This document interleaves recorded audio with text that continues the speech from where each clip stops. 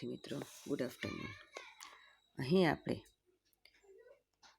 Unit number 6 Kuku is કોલિંગમાં સ્વાધ્યાય પોથીમાં page number 40માં આપણે આગળ વધીએ.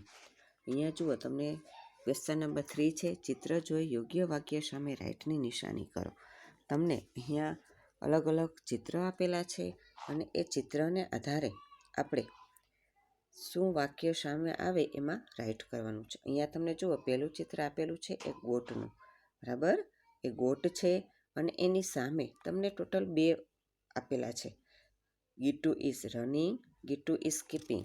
રનિંગ એટલે દોડવું, સ્કીપિંગ એટલે કૂદવું. તો અહીંયા ગીટુ શું કરી રહી છે? તો કે ગીટુ સ્કીપ કરી રહી છે. એટલા માટે આપણે અહીં રાઇટ આવશે ગીટુ ઇઝ સ્કીપિંગ. ત્યાર પછી છે, જુઓ, એક મંકી ઝાડ પર ચડી રહ્યો છે, વાંદરો ઝાડ પર ચડી રહ્યો છે એવું ચિત્ર છે. તમને સામે 2 સેન્ટેન્સ આપેલા છે.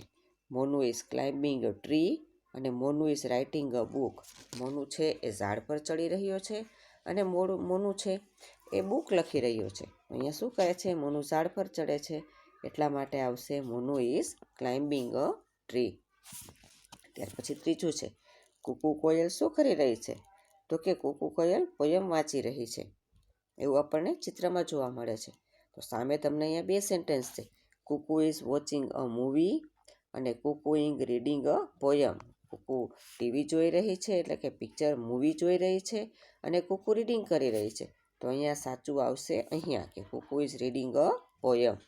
પછી ત્યાર પછી છે, કીકુ હાથમાં માઇક લઈ અને ગાતું દેખાય છે તમને. તો અહીંયા સામે તમને 2 સેન્ટેન્સ છે. કીકુ ઇઝ સિંગિંગ અને કીકુ ઇઝ સ્કીપિંગ. કીકુ ગાઈ રહી છે અને કીકુ સ્કીપ કરી એટલે કે દોરડા કૂદે છે. તો સાચું શું આવશે? તો કે કીકુ ઇઝ સિંગિંગ. ત્યાર પછી છે, પછીના ચિત્રમાં રેબિટ એટલે કે સસલું એ દોડી રહ્યું હોય એવું તમને જોવા મળે છે. નીચે આપણને 2 સેન્ટેન્સ આપેલા છે. Rocky is running, Rocky is skipping. તો અહીંયા સાચું શું આવશે? રોકી ઇઝ રનિંગ, કેમ કે રોકી છે એ દોડી રહ્યું છે. ત્યાર પછી છઠ્ઠા ચિત્રમાં છે કેટ એટલે કે બિલાડી. બિલાડી શું કરી રહી છે? તો કે લખી રહી છે. અહીંયા આપણને 2 સેન્ટેન્સ આપેલા છે. Kiku is writing a book અને Kiku is watching a movie. તો આપણે શું આવશે? Kiku is writing a book, કેમ કે કીકુ છે એ રાઇટ કરી રહી છે. હવે આપણે એનાથી આગળ જઈએ. આપણું સાતમું જે તમને ચિત્ર આપેલું છે એમાં શું કરી રહ્યું છે? તો કે એક ડોગ છે એ ટીવી જોઈ રહ્યો છે. એટલે અહીંયા સામે આપણને 2 આપેલા છે. Dimpu is watching a movie અને Dimpu is singing and dancing. એટલે કે ડિમ્પુ છે એ ગીત ગાઈ રહ્યો છે અને ડાન્સ કરી રહ્યો છે અને ડિમ્પુ ઇઝ વોચિંગ મૂવી. તો આ નહીં આવે, પણ શું આવશે? Dimpu is watching a movie. Dimpu TV જોઈ રહ્યો છે. અહીંયા આપણા સાથે પૂરા થઈ છે. તમને ચિત્ર જોઈને જ રાઇટ કરવાનું છે. ત્યાર પછી આપણે વ્યાકરણમાં આગળ વધીએ. Is C dancing? કોઈ પણ વ્યક્તિ, પ્રાણી, પક્ષીની ક્રિયા જાણવા માટે ઇઝ વડે પ્રશ્ન પૂછવામાં આવે છે. આ પ્રશ્નનો ઉત્તર યસ અથવા નોમાં હોય છે. શેના વડે પ્રશ્ન પૂછવામાં આવે છે? તો કે ઇઝ વડે. નહીં તો આપણે સામાન્ય વિધાન વાક્ય જોઈએ તો એમાં તમારે આવે છે કે સી ઇઝ ઇટિંગ, EATING. પણ જો આપણે પ્રશ્ન પૂછવાનો હોય તો ઇઝને આગળ લઈ લેવામાં આવે છે અને ઇઝ વડે પ્રશ્ન પૂછવામાં આવે છે. ઇઝ સી ઇટિંગ અને પછી પાછળ પ્રશ્ન વાક્ય લગાડવામાં આવે છે. Is C eating? Is C dancing? શું તે ડાન્સ કરી રહી છે?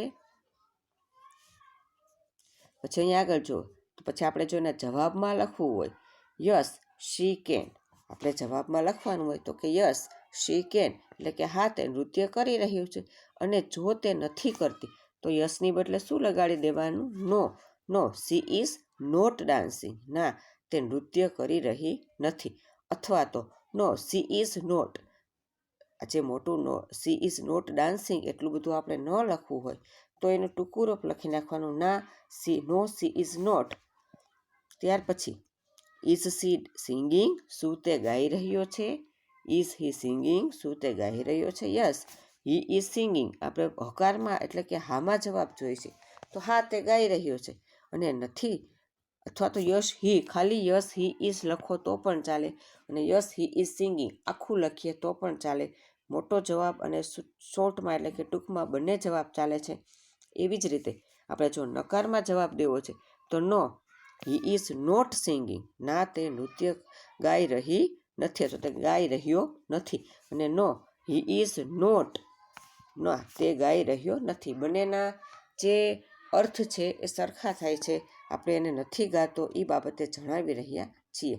હવે અહીંયા નીચે ચિત્ર જોઈ પ્રશ્ન વાંચો અને ઉદાહરણ પ્રમાણે યસ અથવા નોમાં ઉત્તર લાવો.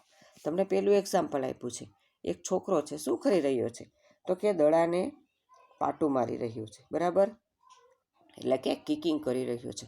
તો તમને અહીંયા પ્રશ્ન પૂછ્યો છે, ઇઝ સી થ્રોઈંગ અ બોલ, ઇઝ સી થ્રોઈંગ એટલે કે દડાનો ઘા કરવો. તો આપણે જવાબ લખશું, કેમ કે દડાનો કિક કરી રહ્યો છે એટલા માટે થ્રો નથી કરી રહ્યો, એટલે જવાબ નકારમાં આવશે.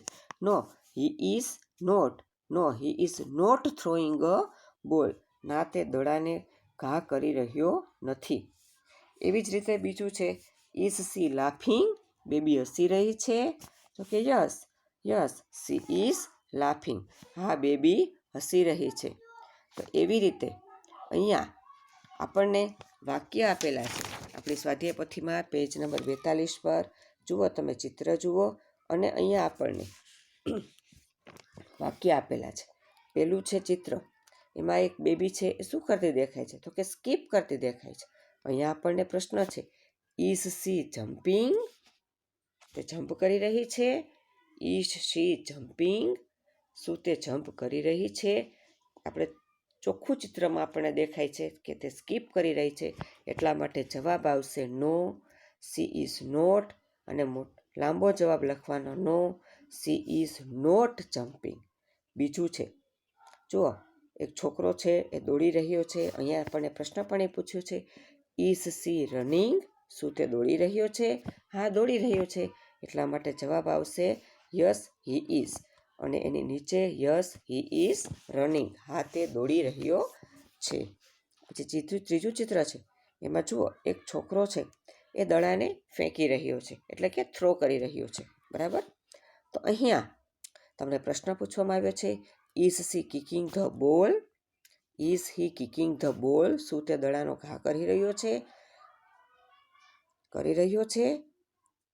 કિકિંગ કરી રહ્યો છે કે થ્રોઈંગ કરી રહ્યો છે. આપણને ચિત્રમાં ચોખ્ખું દેખાય છે કે થ્રોઈંગ કરી રહ્યો છે, એટલા માટે જવાબ નકારમાં આવશે no he is not, no he is not kicking the ball. ચોથું ચિત્ર છે, એમાં જુઓ એક છોકરી બેસેલી ખુરશી પર ચેર પર બેઠેલી દેખાય છે, અને પ્રશ્ન પૂછ્યો છે, ઇઝ સી સિટિંગ, શું તેણી બેઠી છે, યસ શી ઇઝ, હા તે બેઠી છે, યસ સી ઇઝ સિટિંગ. ત્યાર પછીનું પાંચમું ચિત્ર છે, એમાં બેબી તમને ડાન્સ કરતી જોવા મળે છે. તો આપણને પ્રશ્ન છે, ઇઝ સી સિંગિંગ, શું તે ગાઈ રહી છે, ના તે ગાતી નથી, તે નૃત્ય કરી રહી છે, એટલા માટે આવશે no she is not, no she is not singing. અને લાસ્ટ છઠ્ઠું ચિત્ર છે, એમાં છે ઇઝ હી ઇટિંગ, શું તે જમી રહ્યો છે, તો તે આપણને ચિત્રમાં જમતો દેખાય છે, એટલા માટે જવાબ આવશે yes he is, yes he is eating. તો સમજાઈ ગયું. જ્યારે પણ પ્રશ્ન વાક્ય પૂછ્યા હોય ત્યારે ઇઝ છે એ આગળ આવી જાય છે, અને વિધાન વાક્ય હોય એમાં શી છે એ ઇઝ છે એ હી શી ઇટ પછી આવે છે. પ્રશ્ન વાક્યમાં ઇઝ પહેલાં આવે છે, અને ઇઝમાં આઈ છે એ કેપિટલ આવી જાય છે. અને is she jumping, is he running, is he kicking the ball, is she sitting, is she singing, is he eating. તો જવાબમાં આવશે no she is not, no she is not jumping, yes he is, yes he is running. તો આવી રીતે આપણે જવાબો લખવાના રહે છે. સમજાઈ ગયું. તો આ બધું જ સરસ રીતે આપણી સ્વાધ્યાય પોથીમાં ઉતારી લેવાનું છે. અને જ્યારે પણ સ્વાધ્યાય પોથીમાં ઉતારીએ ત્યારે જે આ પ્રશ્નો તમને પૂછેલા છે કે is she jumping, is he running, is C કિકિંગ, એને આપણે જવાબ લખીએ ત્યારે અહીંયા જે તમે પ્રશ્નોમાં પૂછ્યું છે એના જવાબમાં તમે નો લખો કે યસ લખો, તો નો લખ્યા કે યસ લખ્યા પછી એક અલ્પવિરામ કરવો જરૂરી બને છે અને તમારું વાક્ય પૂરું થાય પછી વાક્યના અંતે ફૂલ સ્ટોપ કરવું ફરજિયાત છે. સમજાઈ ગયું? તો સરસ અક્ષરે ઉતારી લેવાનું.